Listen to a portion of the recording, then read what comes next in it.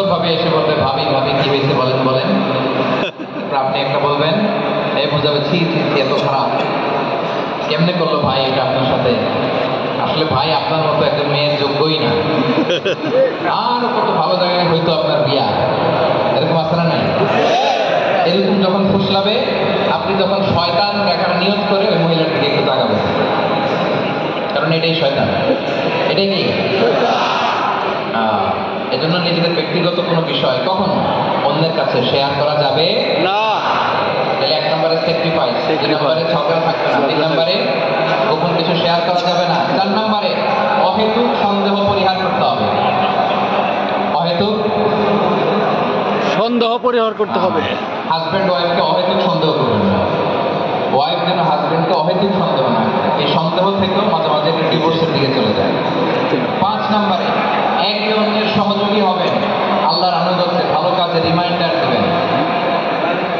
আল্লাহর আনুগত্যে যত আগাবেন দুজনের ভালোবাসা তত বাড়াই দেবে কে? আল্লাহ। আল্লাহর আনুগত্যে যত পিছাবেন দুজনের ভালোবাসা কমাই দিবে কে? আল্লাহ। এটারে লাভ পিরামিড বলে। লাভ পিরামিড, পিরামিড চিনেন? এটা ত্রিভুজ আকৃতি। আল্লাহর স্থান উপরে, স্বামী এদিকে, স্ত্রী এদিকে। আল্লাহর দিকে তারা যত যায় দুজনে তত কাছে যায়, আল্লাহ থেকে যত দূরে সরে তারা দুজনে একে অপরের থেকে দূরে সরে দূরে যাও। সরতে থাকে। The closer the couple comes to Allah, the closer they come each other. তো একে অপরকে আল্লাহর আনুগত্যের কাজে সহায়তা করবেন। আপনি যখন নামাজে যাবেন আপনার স্ত্রীকে নামাজের কথা বলবেন, করো। কার কথা? আল্লাহর কথা। করেন আপনারা? করি। হ্যাঁ, গলার সাউন্ড এখন নরম হয়ে গেছে। করেন? করি। খবরদার স্ত্রীদের সাথে খারাপ আচরণ করবেন না, মুচকি হাসি দিয়ে কথা বলবেন। রাসূল সাল্লাল্লাহু আলাইহি ওয়াসাল্লাম সবসময় মুচকি হাসতেন। তাবাচ্ছুম। আপনারা মুচকি হাসেন? হাসি। চেহারা কোমরা করে রাখছেন না আপনারা? কি করব? খিদা লাগছে। হ্যাঁ, হাসতেছেন? হাসি কিন্তু সংক্রামক, জানেন? ইতিবাচক ভাবে সংক্রামক। মানে যার সাথে কথা বলতেন উনি হাসলে আপনার হাসে, ঠিক কিনা বলেন? আর যার সাথে কথা বলছে উনি একটু গোমরা মুখ থাকলে আপনার হাসি আসবে না। তাহলে এটা সংক্রামক না? জি। ছড়ায়। রাসূল সাল্লাল্লাহু আলাইহি ওয়াসাল্লাম বলেন, তাবাসসুমুকা ফি ওয়াজহি আখিকা সাদাকা, smile to your brother it's charity. তোমার ভাইয়ের দিকে মুচকি হাসি দিত, এটা তো তোমার আমলনামায় আল্লাহ সাদাকা দেওয়ার সওয়াব দিয়ে দিবে। সুবহানাল্লাহ। সুবহানাল্লাহ। তাহলে স্ত্রীর সাথে মুচকি হাসি দিয়ে কথা বলুন। ভালো আচরণ করো। রিফকান বিল কাওয়ারিদ, নারীদেরকে কাচের বোতলের সাথে তুলনা করেছেন একবার, কাচের বোতলের সাথে তুলনা করেছেন একবার। আম্মাজান খুব সম্ভবত উম্মে সালামা রাদিয়াল্লাহু তাআলা আনহাকে কেউ ওটার হাওদাজে করে এমন করে নিয়ে যাচ্ছে, রাসূল তখন বললেন, এই সাবধান, রিফকান বিল কাওয়ারিদ, কাচের গ্লাসের সাথে যেমন আচরণ করো ওদের সাথে এভাবে করো। কারণ নারীরা গঠনগতভাবে একটু নরম নরম প্রকৃতির, তাদের সাথে কড়াকড়ি করা যাবে। কাচের গ্লাস যদি আপনি খপাস করে রাখেন, খপাস করে উঠান, এটা থাকবে না। কি হবে? ভেঙে যাবে। তো স্ত্রীদের সাথে নারীদের সাথে কড়াকড়ি করে কোনো সলিউশন নাই। কড়াকড়ি করছেন তো দেখবেন যে আমার মধ্যে লবণ বেশি দিয়ে দিচ্ছে, ঝাল বাড়াই দিবে। যত ঝগড়া বেশি ঝালের ডোজ বাড়বে বেশি, ঠিক কিনা বলেন? মনে করি না সব নাটাই আপনার হাতে, ভাবিরা তো কিছু আছে না নাই? আছে। So what is the solution? Solution হচ্ছে তাদের সাথে কোমল আচরণ করে, সফট লিখবে, তার স্ত্রীর দিকটাই দেখবে। নিজের ডিজায়ার ফুলফিল হয়ে গেলেই সেখানে ক্লোজ করবে না, বরং তার যে লাইফ পার্টনার তার দিকটাও দেখবে। এটা খুব স্পর্শকাতর ব্যাপার, আমি খুব বিস্তারিত বললাম না, সংক্ষেপে বললাম যে শুধু নিজের দিকটাই না, আপনার পার্টনারের দিকটাও দেখতে হবে। আদেশ টাকা অনেক দলিল এখানে আছে, আমি বিস্তারিত বললাম। 3 নাম্বার, স্ত্রীর বৈধ কাজে, ব্যক্তিগত যে বৈধ কাজ একটু স্বাধীনতা দিতে হবে। কারণ আপনি একজন স্বাধীন মানুষ, আপনার স্ত্রীও একজন স্বাধীন মানুষ। উনি একটা হালাল কিছু করতে চায়, কোনো একটা বিজনেস যদি করতে চায়, বা কোনো একটা টাস্কে যেতে চায়, ভালো একটা সার্কেলে যুক্ত হতে চায়, ভালো একটা কাজ করতে চায়, কিন্তু সব ভালো কাজে আপনি শুধু বাধা দেন, তাহলে হবে? কোনোদিন আমার ডিস্টার্ব করেন নাই কিন্তু সুবহানাল্লাহ। আমার বান্ধবীরা আসলে আমার জন্য ঘর খুলে দিতেন রাসূল সাল্লাল্লাহু আলাইহি ওয়াসাল্লাম, সুবহানাল্লাহ। তো এই স্বাধীনতা যেন আমরা আমাদের স্ত্রীদের দেই, তাদের যে ব্যক্তিগত বৈধ কাজ, এই বৈধ কাজের স্বাধীনতা তাদের দিতে হবে। 4 নাম্বার, অ্যাপ্রিসিয়েট করতে হবে। অ্যাপ্রিসিয়েট মানে প্রশংসা করা, স্ত্রীর রান্নার প্রশংসা, তার সৌন্দর্যের প্রশংসা, তার কাজের প্রশংসা। অনেক স্বামী আছে জীবনে স্ত্রীরে একদিনও বলে নাকি তোমাকে আজকে খুব সুন্দর লাগতেছে দেখতে। আপনারা বলছেন? বলছি কারা কারা বলছেন দেখি? আমি কি হাসির ছিলেন দেখছেন চেহারায়? বলছেন? শাক বলছেন? ঠিক আছে, মাশাআল্লাহ। প্রশংসা করবেন। প্রশংসা শুনতে নারীরা খুব পছন্দ করে। আপনি আজকে রান্নার প্রশংসা করে দেখেন, কালকে দেখেন খাবারের মান কোথায় চলে যাবে।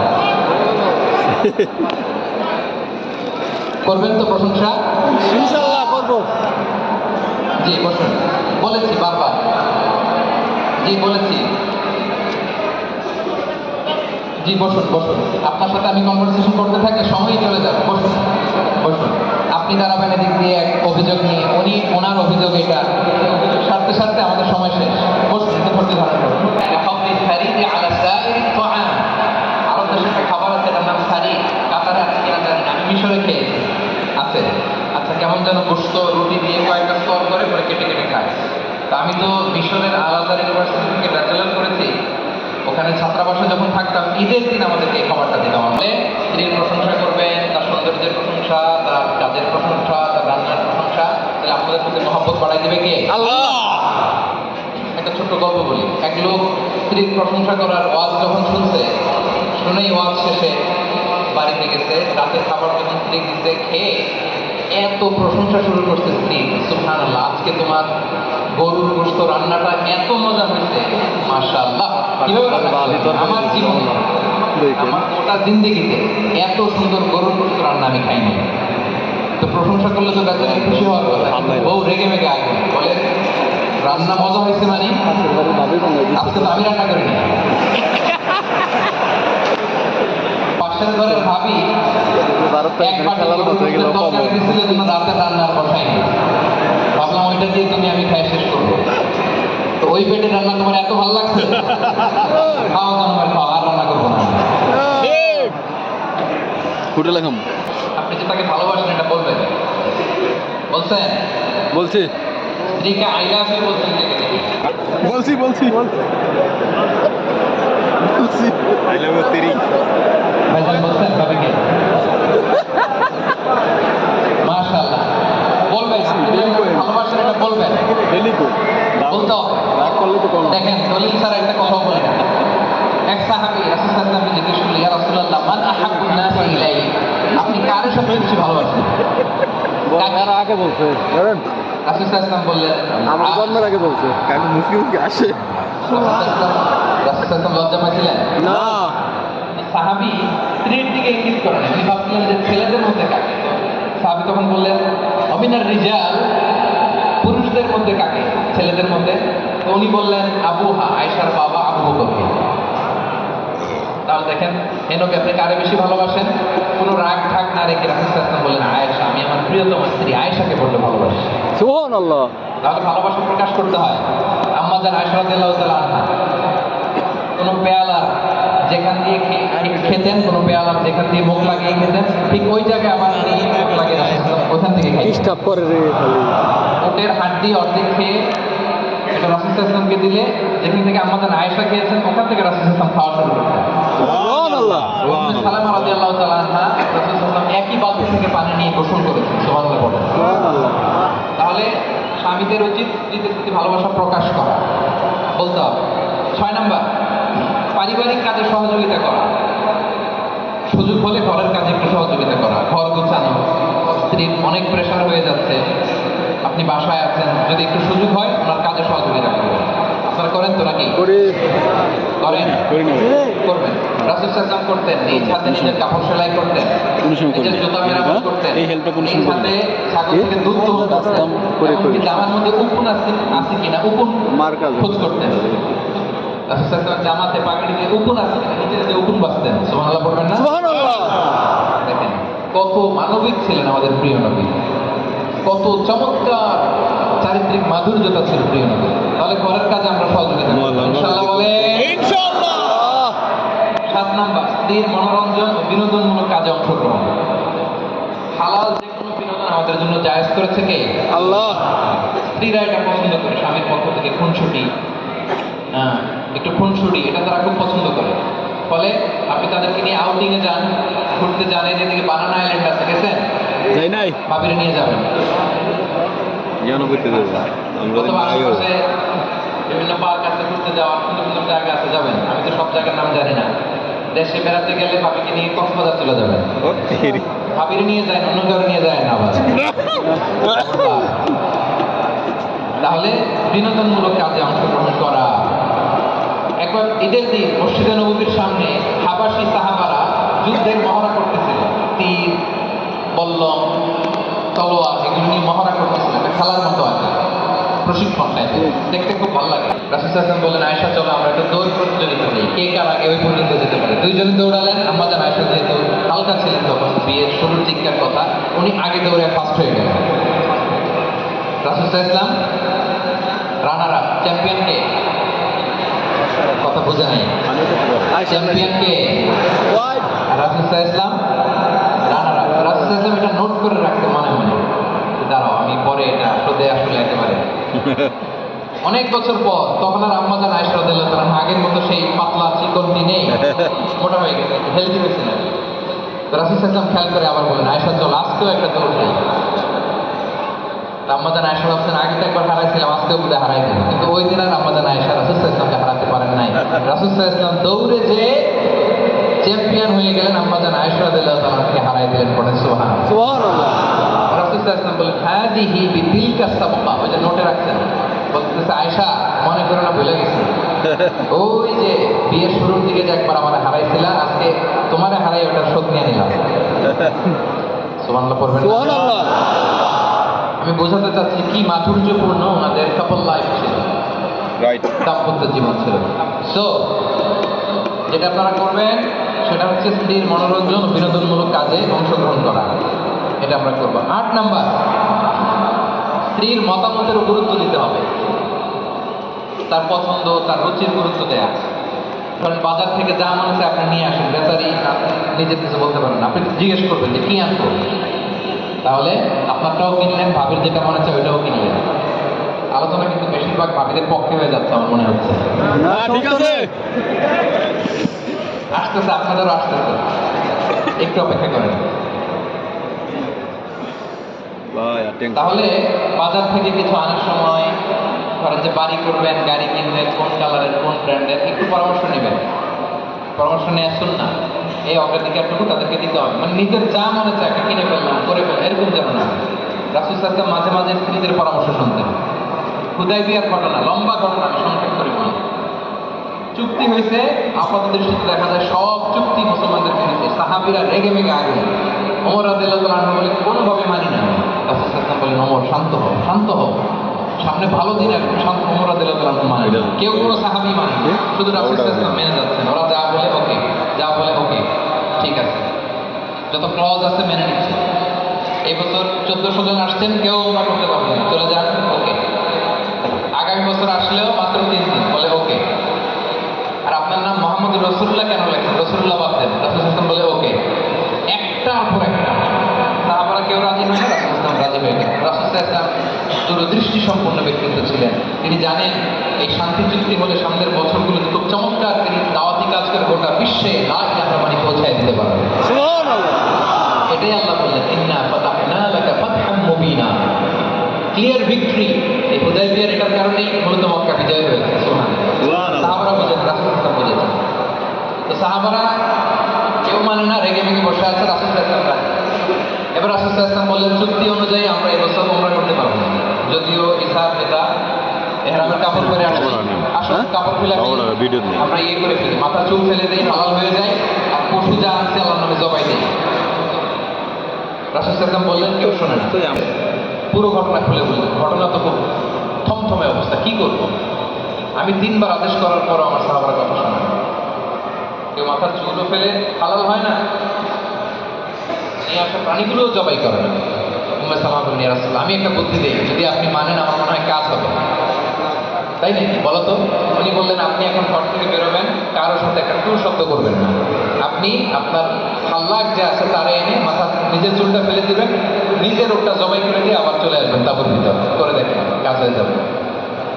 এবার রাসূল সাল্লাল্লাহু আলাইহি ওয়াসাল্লাম বেরিয়ে আল্লাহকে দিয়ে চুল হালাক করলেন, নিজের ওর নিজে জবাই করলেন। রাসূল সাল্লাল্লাহু আলাইহি ওয়াসাল্লামকে যখন সবাই দেখতেছে, রাসূল সাল্লাল্লাহু আলাইহি ওয়াসাল্লাম নিজেই ওর জবাই করতেছে, আর সবাই দেরি না করে মাথা চুল ফেলে দিয়ে সবাই সবার প্রাণী জবাই করতে শুরু করে দিল। তাহলে বলেন, নারীদের পরামর্শ মাঝে মাঝে কাজে লাগে কি লাগে না? লাগে। পরামর্শ করবেন তো? এবার ভালো বুদ্ধি, চিকন বুদ্ধি। 9 নাম্বার, স্ত্রীকে পর্যাপ্ত সময় দিবেন। কেমনে দিব? বিদেশ? স্ত্রীকে নিয়ে ঘুরতে যাবেন, স্ত্রীকে রেখে দীর্ঘদিন প্রবাসে থাকা যাবে না। 3 বছর হয়ে গেছে, দেখতে পারিনি। যাবে না। এবার গলার সাউন্ড নাই, দেখছেন? না, যাবে না। 5 মাস ম্যাক্সিমাম 6 মাস। এটা কোনো কথা? অনেক টাকা আছে, 5 বছরও দেশে যায় না। আছে না নাই? 12 বছর শালা টাকা 12 বছর আছে। এই যে পরকীয়ার সমস্যা আমাদের দেশে, প্রবাসীদের দরকার। এমন আছে, প্রবাসী আমার বিদেশে সাথে করে আছে, টাকা কামাবে, ঘর বানাবে, জমি কিনবে। আমরাও আর এই যেমন পারি। চলে গেল কমফোর্ট হওয়া, মানে নিজেকে এমন ভাবে স্বামীর সামনে উপস্থাপন করা যাতে স্ত্রীকে দেখলে স্বামীর চোখ জুড়িয়ে যায়, তার প্রাণ স্থির হয়, তার মন প্রশান্ত হয়। করে এটা আমার করে বোনেরা, মানে আপনারা যারা শুনছেন বা শুনবেন, নিজেকে স্বামীর সামনে এভাবে উপস্থাপন ও করুন যে বেচারা আপনাকে তো মাথা দেখলে, উঁচা ভাই, করছে। এত লাইফ করে রাখছে কেন? একে আমার দিকে তাকাও। দিকে দেখলে স্বামীর মনটা জড়িয়ে যায়, প্রাণটা জড়িয়ে যায়। কারণ আল্লাহ বলেন, লিতাসকুনু ইলাইহা, স্ত্রীদের তৈরি করা হয়েছে যাতে স্ত্রীর সান্নিধ্যে স্বামী স্থির হতে পারে, অস্থির থেকে স্থির হবে, প্রশান্ত হবে, তার চোখ জড়িয়ে যাবে। ঠিক কিনা বলেন? ঠিক। খাদিজা রাদিয়াল্লাহু তাআলা আনহা, ওনার কি পুরস্কার জানেন জান্নাতে? সেই বুখারী হাদিস, বাশিরু খাদিজাতা বিবাইতিন ফিল জান্নাতি মিন কসব ওয়ালা সাখাবা ফীহি ওয়ালা নাসাব। আল্লাহ বলেন, খাদিজাকে এমন জান্নাতের সুসংবাদ দাও জিবরিল, যে জান্নাতে আমি ডায়মন্ড দিয়ে খাদিজা রাদিয়াল্লাহু তাআলা আনহার জন্য এমন একটা প্রাসাদ বানিয়েছি যে প্রাসাদে কোনো নয়েজ নাই, বিশৃঙ্খলা নাই, কোনো সাউন্ড নাই। বলেন সুবহানাল্লাহ। কেন এত কিছু থাকতে ওনারে এমন রাজপ্রাসাদ কেন দিবে যেখানে কোনো আওয়াজ নাই, নয়েজ নাই, বিশৃঙ্খলা নাই? এর কারণ রাসূলুল্লাহ সাল্লাল্লাহু আলাইহি সাল্লাম মক্কায় অনেক বিশৃঙ্খলা সহ্য করতেন সারাদিন। উনি কোরআন তেলাওয়াত করলে কাফেররা হাততালি দিত, শিট বাজাতো, বিশৃঙ্খলা করত, নয়েজ করত। এসব নয়েজ, বিশৃঙ্খলা সারাদিন মাড়িয়ে আমার প্রিয় নবী যখন খাদিজা রাদিয়াল্লাহু তাআলা আনহার বাসায় আসতেন, ওনার হৃদয়টা শান্ত হয়ে যেত। সুবহানাল্লাহ।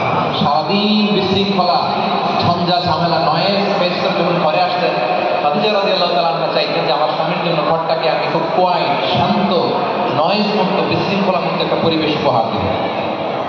সারাদিন নবী নয়েজ ফেস করতেন বাইরে, আর ঘরে ঢুকলেই শান্তি। ঘরে ঢুকলে কোনো বিশৃঙ্খলা নাই, সাউন্ড নাই, আওয়াজ নাই। তো আরবিতে একটা কথা আছে, আল জাযাউ মিন জিনসিল আমাল।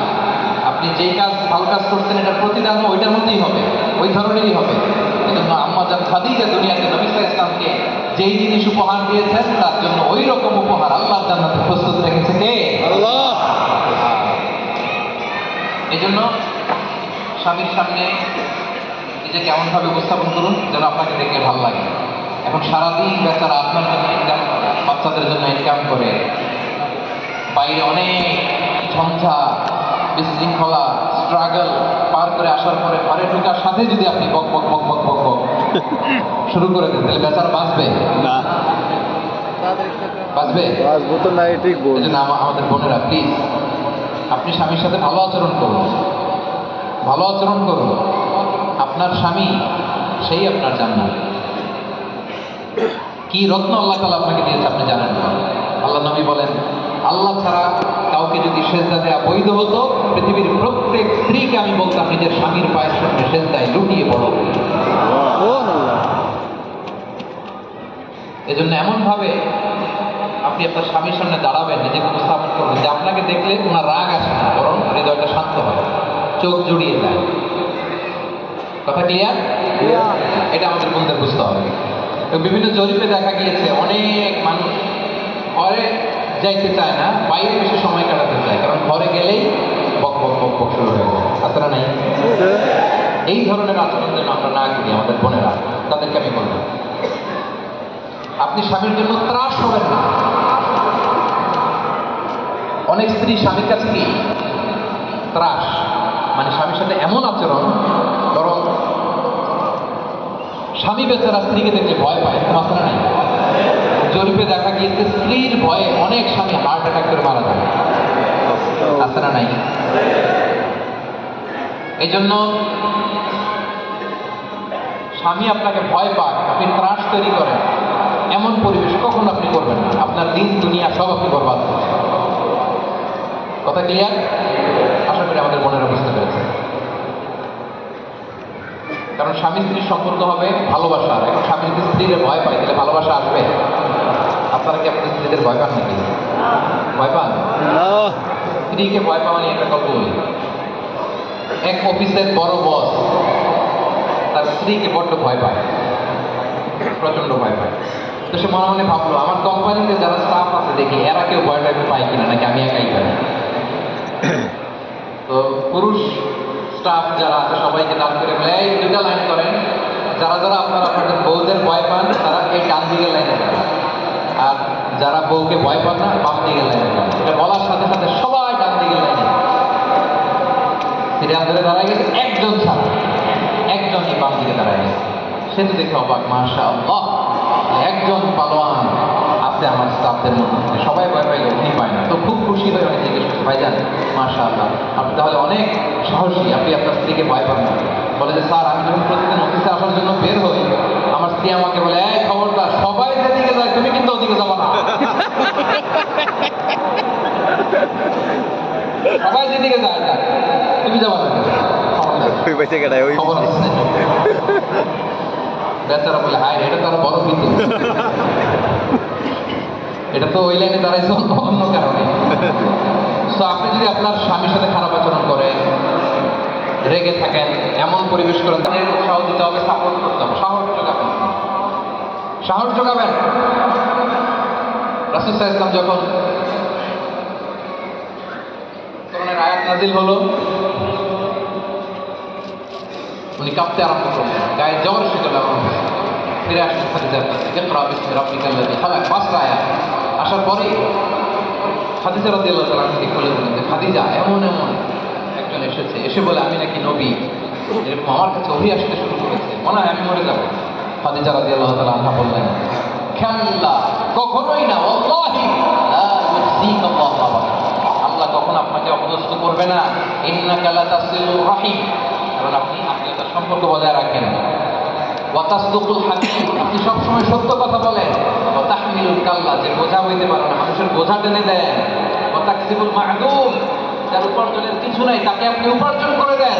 ওয়া তাকরিমুদ দাইফ, আপনি মেহমানদারি করেন। ওয়া তুঈনু আলা নাওয়াইবিল হক, সত্য যেখানে বিপন্ন সেখানে আপনি সত্যের বীর সেনানী হয়ে দাঁড়িয়ে যান। করেন সুবহানাল্লাহ। আল্লাহ আপনাকে কখনোই অপদস্থ অপমানিত করবে না, আপনার ভয় পাওয়ার কিছু নেই। এইভাবে সাহস যোগাবেন আমার বোনেরা, সাপোর্ট করবেন আপনার হাজবেন্ডকে, সাহস যোগাবেন, ইন্সপায়ার করবেন। দুইটা গেল। 3 নম্বর দায়িত্ব হচ্ছে স্বামীর প্রতি অনুগত থাকা, স্বামীর আহ্বানে সাড়া দেয়া। সংক্ষেপে বলি, স্বামী যদি স্ত্রীর সঙ্গ পেতে চায়, ওই স্ত্রী যদি সঙ্গ না দেয়, তাহলে আল্লাহর ফেরেশতারা ওই স্ত্রীর প্রতি লানত করতে থাকে। স্ত্রীর স্বাস্থ্য খারাপ, মুড সুইং, পিরিয়ড, এরকম অনেক কিছু আছে, এগুলো ছাড়া আপনি আপনার গার্ডিয়ান। বিয়ের আগে আপনার বাবা ছিল গার্ডিয়ান, বিয়ের পর পরই আপনার সবচেয়ে বড় গার্ডিয়ান আপনার স্বামী। এটা বুঝতে হবে, বুঝতে হবে। ইভেন আপনি নফল রোজা রাখার আগে, আমার বোনদের বলছি, নফল রোজা রাখার আগেও হাজব্যান্ডের সাথে কনসাল্ট করে নিতে হবে। হ্যাঁ, ফরজ রোজা তো আপনি রাখবেন, কিন্তু নফল রোজা মন চাইলেই রাখা যাবে। হতে পারে দিনের বেলায় আপনার হাজব্যান্ড আপনি সঙ্গ চায়, আপনার সাথে একসাথে থাকতে চায়, তো নফল রোজার ক্ষেত্রেও আপনি আপনাদের পরামর্শ নিয়ে নেবেন। সুবহানাল্লাহ, কত চেক এন্ড ব্যালেন্স। তাহলে 3 নাম্বার হচ্ছে স্ত্রীর 3 নাম্বার দায়িত্ব স্বামীর প্রতি অনুগত বা স্বামীর আহ্বানে সাড়া দেওয়া। 4 নাম্বার নিজের সতীত্বের হেফাজত করা। সতীত্বের হেফাজত, এটা নারীর অনেক বড় সম্পদ। আল্লাহ হাবিব সাল্লাল্লাহু আলাইহি ওয়া সাল্লাম বলেন, মারআতু ইযা সাল্লাত খামসাহা ওয়া সামাত শাহরাহা ওয়া আতাআত বা'লাহা ওয়া হাফিজাত ফুরুজাহা ফালতাদখুল মিন আইয়ি আবওয়াবিল জান্নাতি শাআত। আমার বোনেরা যারা শুনছেন, রাসূল সাল্লাল্লাহু আলাইহি ওয়াসাল্লাম বলেন, কোন নারী যদি 4টা কাজ করে, সবাই বলেন তো কয়টা? 4টা। 1 নম্বর 5 ওয়াক্ত সালাত পড়ে, রমজানের রোজা রাখে, স্বামীর আনুগত্য করে আর নিজের সতীত্বের হেফাজত করে। 4টা কাজ যদি কেউ করে, আল্লাহর 8টা জান্নাতের দরজা আল্লাহ তাদের জন্য খুলে দেবে। সুবহানাল্লাহ। নারীদের জন্য জান্নাতে যাওয়া কঠিন না সহজ? সহজ। তাহলে নিজের সতীত্বের হেফাজত করতে হবে। 5 নম্বর স্বামীর সম্পদের হেফাজত করা। স্বামীর সম্পদের হেফাজত করা। এমন করা যাবে না যেটা তো আমার সম্পদ না, স্বামীর সম্পদ, যা মনে চাই করি না। আপনি সম্পদের হেফাজত করবেন, সম্পদের হেফাজত করবেন। হিন্দ, আবু সুফিয়ানের স্ত্রী হিন্দ, রাসূল সাল্লাল্লাহু আলাইহি ওয়াসাল্লাম জিজ্ঞেস করেছেন, ইয়া রাসূলুল্লাহ, আবু সুফিয়ান তো কৃপণ, আমার যা দরকার লাগে দেয় না টাকা পয়সা। তা আমি যদি আবু সুফিয়ানকে না বলে আবু সুফিয়ানের জামা থেকে টাকা নিয়ে যাই, আমার কি গুনাহ হবে? রাসূল সাল্লাল্লাহু আলাইহি ওয়াসাল্লাম বললেন, না গুনাহ হবে না, তবে ন্যায়সঙ্গতভাবে নিও। যতটুকু দরকার ততটুকু নিও, বেশি নেওয়া যাবে না। আপনি স্বামীর সম্পদের হেফাজত করবেন। 6 নম্বর সন্তান ও পরিবারের সার্বিক বিষয়ে রক্ষণাবেক্ষণ করা, এটা স্ত্রীর দায়িত্ব। একজন স্ত্রী হচ্ছে MD, managing director of family. হালাল ভাবে উনি সব করতে পারে, চাকরি ব্যবসা ঠিক আছে, কিন্তু ফ্যামিলির ভিতরে কিন্তু বিশাল কাজ। আপনি ফ্যামিলি সামলাবেন, ঘর সামলাবেন, বাচ্চাদেরকে আপনি লালন পালন করছেন, মানে কি আপনি নতুন জেনারেশন তৈরি করছেন। সুবহানাল্লাহ। এক একজন মায়ের পেট এক একটা খনি। আর দুনিয়া কুল্লুহা মাতা ওয়া খায়রু মাতা'আদ দুনিয়া আল মারআতু সালিহা। দুনিয়ার সব সম্পদ নবী বলেন, আর সবচেয়ে দামি সম্পদ নেককার নারী। সুবহানাল্লাহ বললেন না আপনারা? সুবহানাল্লাহ।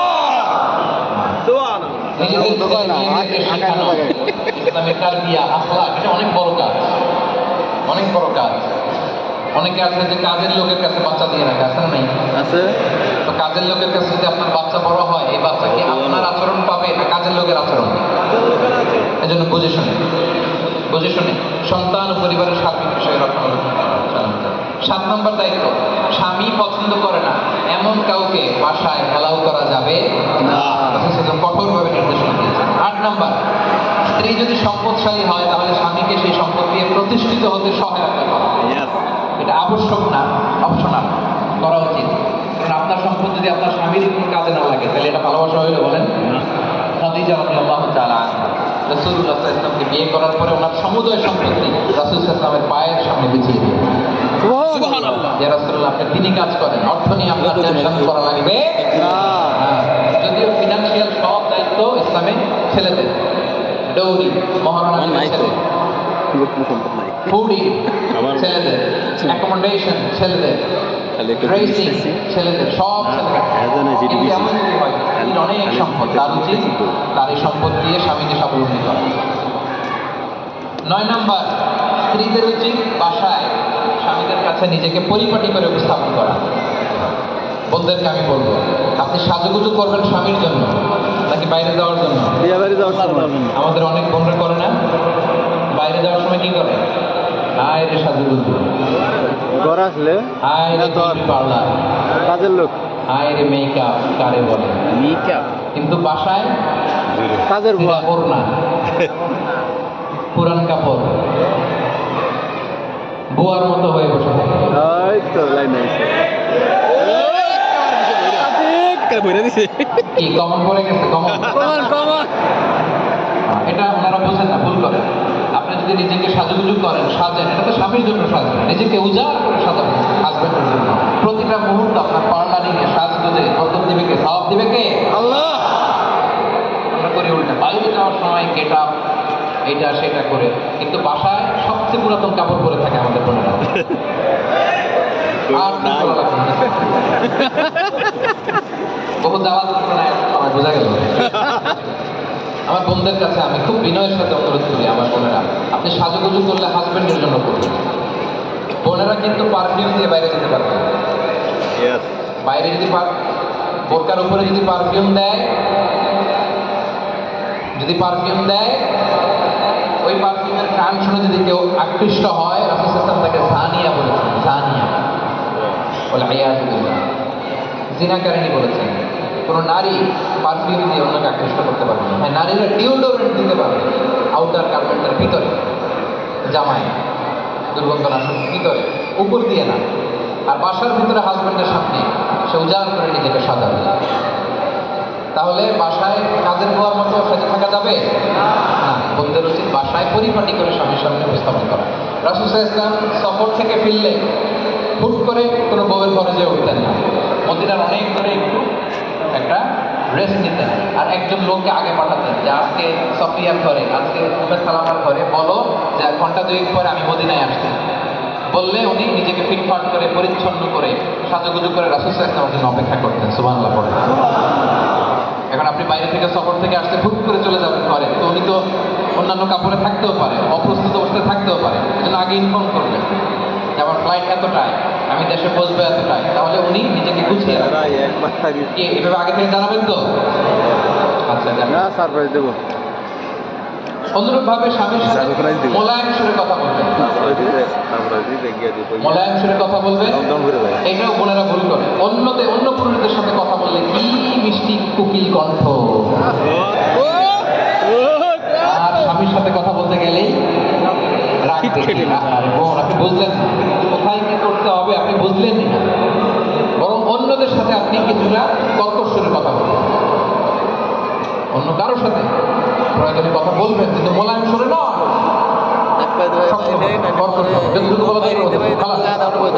স্বামীর সামনে মোলায়েম কণ্ঠে ভালোবাসা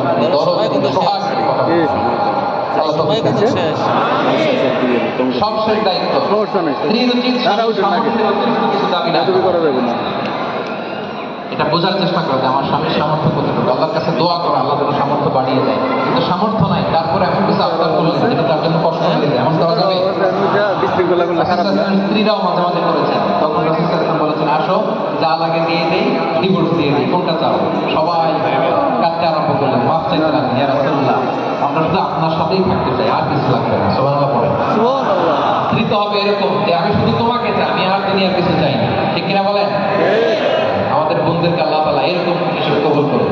আমিন। আমাদের বোনদেরকে আল্লাহ তাআলা আমাদের খাদিজা রাদিয়াল্লাহু তাআলা আনহা, আয়েশা রাদিয়াল্লাহু তাআলা আনহা, আসিয়া রাদিয়াল্লাহু তাআলা আনহার মতো কবুল আর মঞ্জুর করুন। আমিন।